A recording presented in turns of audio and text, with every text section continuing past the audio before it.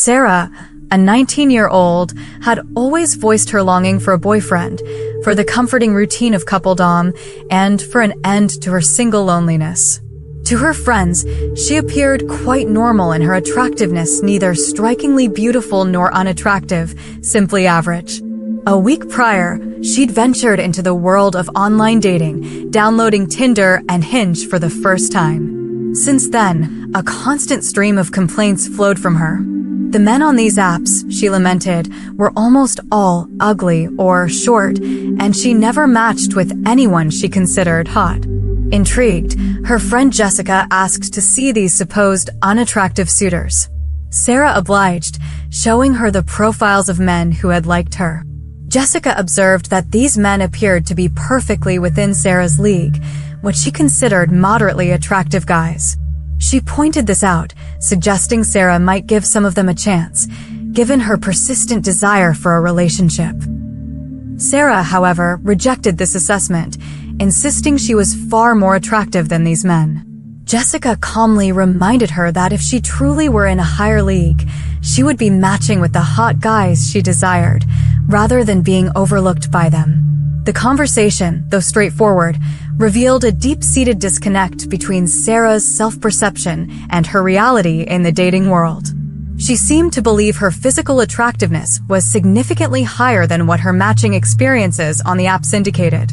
This dissonance was at the heart of her frustration, leading her to dismiss viable matches while fruitlessly pursuing those who remained out of reach. The dating apps, rather than fulfilling her desire for a relationship, had instead become a mirror reflecting a perception gap she was unwilling to acknowledge. Sarah's first few days on the apps were a mixture of excitement and disappointment. She had imagined a flood of handsome, charming men eager to connect with her. The reality was different. Her inbox remained relatively sparse, populated mostly by men she quickly deemed unsuitable.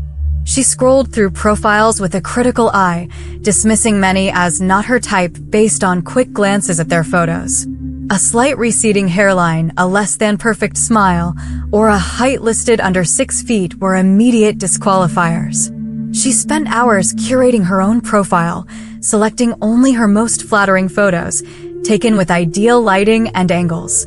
She wrote a witty and engaging bio, hoping to convey her vibrant personality. Yet, the matches she yearned for, the chiseled jaws, the athletic builds, the confident smiles, remained elusive. She'd send out likes to these aspirational profiles, only to be met with silence. It felt like a personal affront each time. Jessica, ever the supportive friend, tried to offer practical advice. Maybe try broadening your search filters a little, she suggested one afternoon, as Sarah dramatically sighed over her phone. Or maybe swipe right on a few guys who aren't your usual type. You never know who you might connect with. Sarah just shook her head. No, Jess. I know what I want. Why would I settle for someone I'm not attracted to from the start? Her definition of attracted to seemed to encompass an impossibly high standard, a standard that did not align with the caliber of men who were actually expressing interest in her. Jessica noticed that the men Sarah dismissed were often perfectly respectable, with pleasant smiles and seemingly kind eyes. They were not models, but neither was Sarah. The disconnect was stark. One evening, while they were getting ready for a casual night out, Sarah showed Jessica a particular profile. Look at this guy, she scoffed, pointing to a photo of a man with an average build and a friendly, if not striking, face. He liked me. Can you believe it? He's so short. And his hair. Jessica peered at the screen. He looks perfectly fine, Sarah. He has a nice smile. And he's probably not that short. You just think everyone is short if they're not like 6'5". Sarah threw her hands up. But I want someone tall. Someone who makes me feel petite. Jessica gently pushed back. But you're not petite, Sarah. You're average height for a woman. And he's probably average height for a man. These guys are literally in your league. The ones you're liking, the ones who aren't liking you back, they're not in your league. The words hung in the air, a blunt truth Sarah seemed unwilling to accept. She crossed her arms, a stubborn set to her jaw. That's not true. I'm way more attractive than these guys. They're just not good enough. This self-perception, The belief in her own superior attractiveness was a curious thing. Sarah had always been confident, but this new intensity of conviction seemed tied directly to her dating app experiences. It was as if the apps, by not delivering the ideal men she envisioned, were somehow failing her, rather than reflecting a mismatch in expectations. Jessica observed that Sarah's confidence, while generally a positive trait, was veering into a territory that bordered on delusional when it came to her dating prospects. She seemed to genuinely believe she deserved a man who was objectively more attractive than her, despite evidence to the contrary. This belief was not rooted in any specific positive feedback she received from men she found attractive. Rather, it seemed to be an internal construct, reinforced by the lack of success with her desired demographic. The absence of matches with hot guys became, in her mind, not a sign of misjudgment on her part, but a flaw in the system, or perhaps a sign that truly attractive men were just too rare on dating apps. Her social media habits did not help. Sarah followed countless influencers and celebrities whose perfectly curated lives and stunning partners set an impossibly high bar. She would spend hours scrolling through these feeds, unconsciously absorbing the idea that such perfection was attainable, even expected, in real-life relationships. Her own reality, compared to these glossy images, felt lacking, and she projected this dissatisfaction onto the men who were actually showing interest. "Maybe you need a break from those apps," Jessica suggested one afternoon, seeing Sarah slump onto the sofa, phone in hand, looking utterly dejected. "They seem to be making you miserable. But how else am I going to meet someone?" Sarah wailed. "All the good ones are online, right?" Jessica sighed. "The good ones are everywhere, Sarah. But you have to be open to seeing them.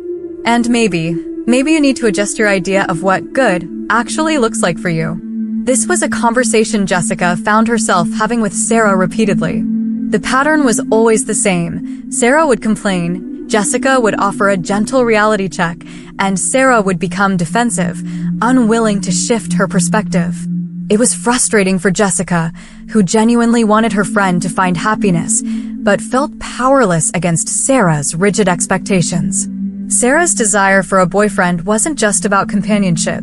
It seemed deeply intertwined with a need for external validation. Having a hot boyfriend, she implicitly believed, would confirm her own attractiveness and worth. The dating apps, with their instant visual judgments and matching algorithms, had amplified this need. Each match felt like a small victory, each rejection a personal blow. When the right matches weren't happening, it chipped away at her self-esteem, ironically making her double down on her perceived superiority as a defense mechanism. She would often talk about her friends who were in relationships, especially those with boyfriends she considered attractive. There was a subtle undertone of envy, a feeling that she was being left behind. "Everyone else has someone," she would say. "Why not me?" Jessica tried to explain that relationships weren't just about looks. It's about connection, Sarah. Shared interests, a sense of humor, kindness. Those things last much longer than how someone looks in a photo. Sarah would nod, but her eyes would betray her. She was still picturing the tall, muscular men from her Instagram feed. She seemed to prioritize the superficial aspects of attraction, perhaps believing that once she secured a physically perfect partner, the deeper connection would simply follow. She hadn't yet learned that attraction could grow, that a spark could ignite from shared laughter or thoughtful gestures, rather than just a perfect profile picture. Her frustration also manifested in other ways. She became more critical of her own appearance, spending longer in front of the mirror, scrutinizing every perceived flaw. She'd try new diets and exercise routines, driven by a desperate desire to become the version of herself she believed would attract the men she wanted. This wasn't about self-improvement for its own sake, but rather a strategic effort to bridge the gap between her self-perception and the external validation she craved. One evening, during a quiet dinner, Jessica decided to try a different approach. Instead of directly challenging Sarah's views on attractiveness, she shared a story about her own early dating experiences. "You know, when I first started dating, I had a very clear idea of what I wanted to," Jessica began. "Tall, dark, mysterious. I'd swipe past anyone who didn't fit that image." Sarah looked up, a flicker of interest in her eyes. But then Jessica continued, "I met Mark. He's not tall, not dark, and definitely not mysterious.